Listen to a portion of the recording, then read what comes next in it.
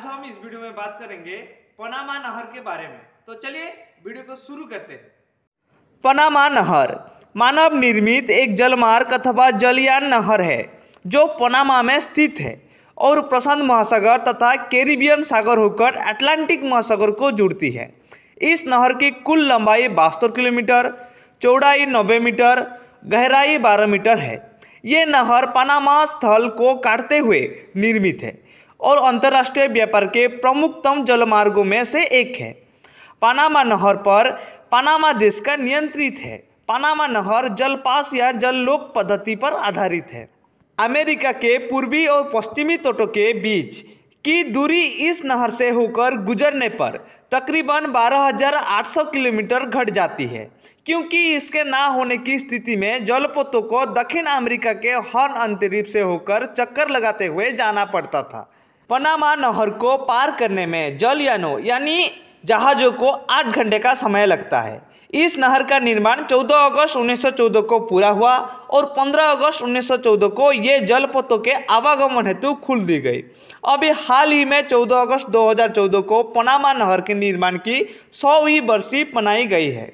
जब ये नहर बनी थी तब इसमें लगभग 1000 जहाज प्रति वर्ष गुजरते थे और अब 100 वर्ष बाद इनकी संख्या लगभग 40 जहाज प्रतिदिन हो चुकी है। ये नहर अपने आप में अभियांत्रिकी की एक बड़ी उपलब्धि और विलक्षण उदाहरण भी मानी जाती है। ये नहर एक मीठी पानी की गाटून झील से होकर गुजरती है, क्योंकि इस झील का जलस्तर समुद्र तल से 26 मीटर ऊपर है। इसमें जहाज़ों को प्रवेश करने के लिए 3 लॉक्स का निर्माण किया गया है, जिनमें जहाज़ों को प्रवेश कराकर और पानी भरकर उन्हें पहले ऊपर उठाया जाता है ताकि ये झील से होकर गुजर सके। पनामा नहर के निर्माण की सबसे पहली योजना स्पेन के राजा और पवित्र रोमन साम्राज्य के सम्राट चार्ल्स पंचम ने सन 1534 में पास की और इस हेतु सर्वेक्षण के लिए निर्देश जारी किए ताकि स्पेनी व्यापारियों और सेना को पुर्तगालियों से बेहतर जलमार्ग मिल सके और वो लोग उसका लाभ उठा सके। पनामा नहर के कम चौड़ाई के बावजूद यहाँ व्यापारिक मार्ग बनाने का पहला प्रयास 1658 में स्कॉटलैंड राज्य द्वारा किया गया, जो एक स्थल मार्ग था और खराब पर्यावरण के कारण इसे सन 1700 में लगभग छोड़ ही दिया गया। 1855 में विलियम कनिस नामक इंजीनियर ने संयुक्त राज्य अमेरिका की सरकार के लिए काम करते हुए इस इलाके का सर्वेक्षण किया और रिपोर्ट प्रस्तुत की। सन 1877 में अर्मांड रेक्लस नामक फ्रांसीसी सैन्य अधिकारी इंजीनियर और लुसियानी नेपोलियन नामक इंजीनियरों ने मिलकर नहर के निर्माण मार्ग का सर्वेक्षण किया, जिसके पीछे फ्रांसीसियों द्वारा सुएज नगर का निर्माण की उपलब्धियों का उत्साह था। फ्रांस द्वारा यहाँ नहर बनाए जाने का कार्य 1 जनवरी 1881 को फर्डिनेंड डी लेसप के नेतृत्व में शुरू हुआ, जो सुएज नहर का निर्माण करता था। इस नहर को बनाने में 22,000 कर्मियों की जाने गई। सन 1889 में ये निर्माता कंपनी दिवालिया हो गई और फर्डिनेंड डी लेसप के बेटे चार्ल्स डी लेसप को वित्तीय अनियमितताओं के आरोप में 5 वर्षों की कैद हो गई। कंपनी को निरस्तर कर दिया गया और काम रुका गया।